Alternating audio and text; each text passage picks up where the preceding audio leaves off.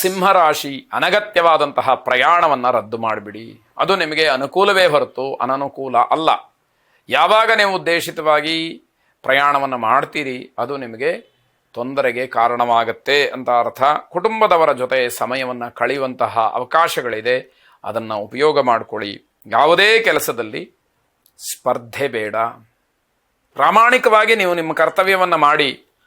ಭಗವದ್ ಅನುಗ್ರಹ ಇದೆ, ಗ್ರಹಗತಿ ಚೆನ್ನಾಗಿದೆ, ಗ್ರಹ ಫಲ ನಿಮಗೆ ಸಿಕ್ಕಬೇಕು ಅಂತ ಇದ್ದಾಗ ಖಂಡಿತವಾಗಿ ಅದು ಲಭಿಸೇ ಲಭಿಸುತ್ತೆ.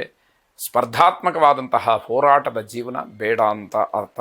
ಸಹೋದ್ಯೋಗಿಗಳ ಜೊತೆಯಲ್ಲಿ ತಾಳ್ಮೆಯಿಂದ ವರ್ತಿಸಬೇಕು. ಇಲ್ಲದೇ ಇದ್ದರೆ ಅವರ ಸಹಕಾರ ನಿಮಗೆ ಸಿಕ್ಕದೇ ಇರುವ ಹಾಗೆ ಆಗೋಗ್ಬಿಡುತ್ತೆ. ಬೇರೆಯವರ ಆಗಮನದಿಂದ ನಿಮ್ಮ ಕೆಲಸಕ್ಕೆ ಒಂದಷ್ಟು ಅಡ್ಡಿಯಾಗಬಹುದು. ಅದನ್ನು ನೋಡಿಕೊಳ್ಳಿ. ಯಾವ ರೀತಿಯಲ್ಲಿ ನಿಮ್ಮ ಕೆಲಸಕ್ಕೆ ಆದ್ಯತೆಯನ್ನು ನೀಡಬೇಕೋ ಅದನ್ನು ಅಷ್ಟು ನೀಡಲೇಬೇಕಾದಂತಹ ಅನಿವಾರ್ಯತೆ ನಿಮಗಿರುವಂಥದ್ದಾಗುತ್ತೆ. ತಂದೆಯವರ ಆರೋಗ್ಯದ ಬಗ್ಗೆ ಕಾಳಜಿಯನ್ನು ವಹಿಸಿ ಅವರ ಆರೋಗ್ಯಕ್ಕೆ ಹೆಚ್ಚಿನ ಆದ್ಯತೆಯನ್ನು ನೀಡಿ ದುರ್ಗಾ ಪ್ರಾರ್ಥನೆ, ದುರ್ಗಾದೇವಿಯ ಪೂಜೆಯನ್ನು ಮಾಡಿ. ಸಿಂಹರಾಶಿಯವರು ತಮ್ಮೆಲ್ಲ ಸಮಸ್ಯೆಗಳ ನಿವಾರಣೆಗೋಸ್ಕರವಾಗಿ ದುರ್ಗಾದೇವಿಯನ್ನು ಪ್ರಾರ್ಥನೆ ಮಾಡುವಾಗ ಜಯಂತಿ ಮಂಗಲ ಕಾಲಿ ಭದ್ರಕಾಲಿ ಕಪಾಲಿನಿ ದುರ್ಗಾ ಕ್ಷಮಾ ಶಿವಾಧಾತ್ರಿ ಸ್ವಾಹ ಸ್ವಧಾ ನಮೋಸ್ತುತೆ ಎಂಬುದಾಗಿ ವಿಶೇಷವಾಗಿ ಪ್ರಾರ್ಥನೆಯನ್ನು ಮಾಡಿ ಆ ಜಗನ್ಮಾತೆ ದುರ್ಗಾ ಪರಮೇಶ್ವರಿ ನಿಮ್ಮೆಲ್ಲ ದುರಿತಗಳನ್ನು ದೂರ ಮಾಡಲಿ, ಸಕಲ ಇಷ್ಟಾರ್ಥಗಳನ್ನು ನೆರವೇರಿಸಲಿ, ಶುಭವನ್ನು ಉಂಟು ಮಾಡಿ. ಕನ್ಯಾ ರಾಶಿ, ವಿದೇಶಿ ವ್ಯಕ್ತಿಗಳ ಸಂಪರ್ಕ ಇರತಕ್ಕಂಥವ್ರು ಅಥವಾ ಮನೆಯಲ್ಲಿ ಯಾರಾದರೂ ವಿದೇಶದಲ್ಲಿ ವಾಸ ಇದ್ದರೆ ಅವರ ಸಂಪರ್ಕ ಇದ್ದರೆ, ಸ್ನೇಹಿತರಾಗ್ಬೋದು, ಬಂಧುಗಳಾಗ್ಬೋದು ಇದ್ದರೆ ಅಂಥವರಿಗೆ ಅನುಕೂಲ ಹೆಚ್ಚಿರುವಂಥದ್ದು. ಸಾಯಂಕಾಲಕ್ಕೆ ಶುಭವಾರ್ತೆ ಎನ್ನುವಂಥದ್ದು ಇದೆ. ಕೆಲಸದ ಒತ್ತಡದಿಂದ ಮಾನಸಿಕವಾಗಿ ತುಂಬ ಹಿಂಸೆ ಆಗುವಂಥದ್ದಿದೆ. ಆದರೆ ಕೆಲಸ ಮಾಡಲೇಬೇಕಾದಂಥದ್ದು ಅನಿವಾರ್ಯವಾಗಿರುತ್ತೆ. ಜವಾಬ್ದಾರಿ ಕೆಲಸಗಳಲ್ಲಿ ಸವಾಲುಗಳು ಹೆಚ್ಚಾಗಿರುತ್ತೆ. ಇದೆಲ್ಲವನ್ನು ಅನುಭವಿಸಲೇಬೇಕು, ಅನುಭವಕ್ಕೆ ತಂದುಕೊಳ್ಳಲೇಬೇಕು ಅನ್ನುವಂಥದ್ದು ಮುಖ್ಯವಾಗುತ್ತೆ. ಜನರಿಗೆ ನಿಮ್ಮಿಂದ ಸಹಾಯವಾಗ್ತಕ್ಕಂತಹ ದಿವಸ. ಸಹಾಯ ಅಂತಂದರೆ ಹಣ ಅಂತ ಮಾತ್ರ ಅರ್ಥ ಮಾಡ್ಕೊಳ್ಬಾರ್ದು. ಯಾರ್ಯಾರು ಏನೇನು ಸಮಸ್ಯೆಗಳಲ್ಲಿರ್ತಾರೋ, ಯಾವ ಕಷ್ಟದಲ್ಲಿರ್ತಾರೋ ಅದಕ್ಕೆ ನೀವು ಬಹಳ ಸ್ಪಷ್ಟವಾಗಿ ಅನುಕೂಲಕರವಾಗಿ ಸ್ಪಂದಿಸ್ತಕ್ಕಂಥದ್ದು ನಿಮ್ಮಿಂದ ಆಗತ್ತೆ ಅಂತ ಅರ್ಥ. ವೈದ್ಯಕೀಯ ವಿದ್ಯಾರ್ಥಿಗಳಿಗೆ ಹೆಚ್ಚಿನ ಮಾನ್ಯತೆ ಜೊತೆಗೆ ಉಪಯೋಗವೂ ಕೂಡ ಆಗುವಂಥದ್ದಿದೆ. ಹಾಗಾಗಿ ನಿಮ್ಮ ಕ್ಷೇತ್ರದಲ್ಲಿ ನೀವು ಪ್ರಾಮಾಣಿಕವಾಗಿ ವರ್ತಿಸಬೇಕು ಅನ್ನುವಂಥದ್ದಷ್ಟೇ. ಸುಬ್ರಹ್ಮಣ್ಯ ಸ್ವಾಮಿಯನ್ನು ವಿಶೇಷವಾಗಿ ಪ್ರಾರ್ಥನೆ ಮಾಡಿ. ಶುಭವಾಗಿ. ತುಲಾರಾಶಿ, ಸಾಲದ ಹಣ ಹಿಂತಿರುಗಿ ಬರತಕ್ಕಂಥದ್ದು, ಅನಿರೀಕ್ಷಿತವಾಗಿ ನಿಮಗೆ ಲಾಭ ಆಗುವಂಥದ್ದಾಗತ್ತೆ. ಮನೆಗೆ ಬಂದಂತಹ ಅತಿಥಿಗಳಿಂದ ಕಿರಿಕಿರಿ ಆಗ್ತಕ್ಕಂಥದ್ದು. ಯಾರನ್ನೋ ನೀವೇನು ಕರೆದಿರೋದಿಲ್ಲ, ಯಾವುದೋ ಅನಿವಾರ್ಯಕ್ಕೋ ಅಥವಾ ಯಾವುದೋ ಉದ್ದೇಶಕ್ಕೋ ಮನೆಗೆ ಬಂದಿರ್ತಾರೆ ಅತಿಥಿಗಳು.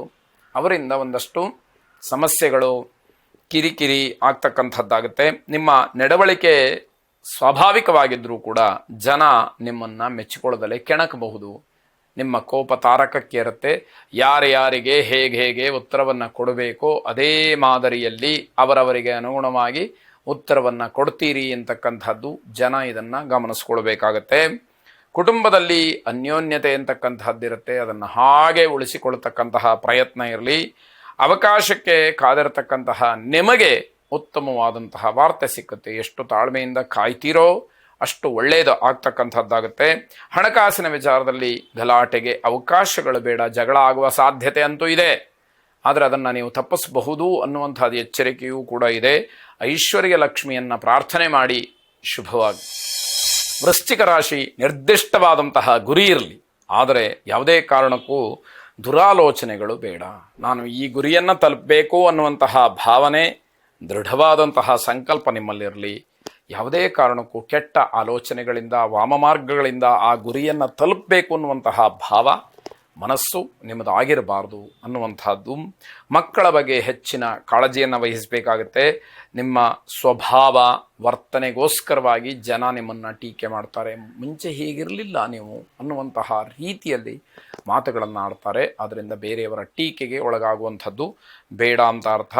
ಅತಿಯಾದಂತಹ ಮನಸ್ಸು ಗಳಿಕೆಯ ಬಗ್ಗೆ ಹೋಗುತ್ತೆ. ಅತಿಯಾದಂತಹ ಗಳಿಕೆ ಆ ರೀತಿ ಮನಸ್ಸಿಗೆ ಬಂದುಬಿಟ್ರೆ ಯಾವುದೇ ಕಾರಣಕ್ಕೂ ನೀವು ಅದನ್ನು ಕಟ್ಟಿಡೋದಕ್ಕೆ ಸಾಧ್ಯ ಆಗೋದಿಲ್ಲ, ಕಟ್ಟಿ ನಿಲ್ಲಿಸೋದಕ್ಕೆ ಸಾಧ್ಯ ಆಗೋದಿಲ್ಲ ಅನ್ನುವಂಥದ್ದು ಅರ್ಥ ಆಗುತ್ತೆ.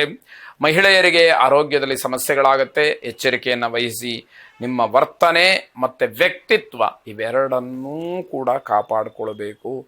ವರ್ತನೆಯಲ್ಲಿ ವ್ಯತ್ಯಾಸ ಆದರೂ ಕೂಡ ಪ್ರಯೋಜನ ಆಗೋದಿಲ್ಲ, ವ್ಯಕ್ತಿತ್ವದಲ್ಲಿ ವ್ಯತ್ಯಾಸ ಆದರೂ ಕೂಡ ಪ್ರಯೋಜನ ಆಗೋದಿಲ್ಲ. ಇದರ ಬಗ್ಗೆ ಹೆಚ್ಚಿನ ಗಮನವನ್ನು ಹರಿಸಿ ಧನ್ವಂತರಿ ಮಹಾವಿಷ್ಣುವನ್ನು ಪ್ರಾರ್ಥನೆ ಮಾಡಿ, ಧನ್ವಂತರಿಯ ಉಪಾಸನೆ ಮಾಡುವಂಥದ್ದು ಆಸಕ್ತಿ ಇರುವಂಥವರು, ಯೋಗ್ಯತೆ ಇರತಕ್ಕಂಥವ್ರು, ಅರ್ಹತೆ ಇರತಕ್ಕಂಥವ್ರು ಅದನ್ನೂ ಕೂಡ ಪ್ರಯತ್ನ ಮಾಡಿ. ಶುಭವಾಗಿ.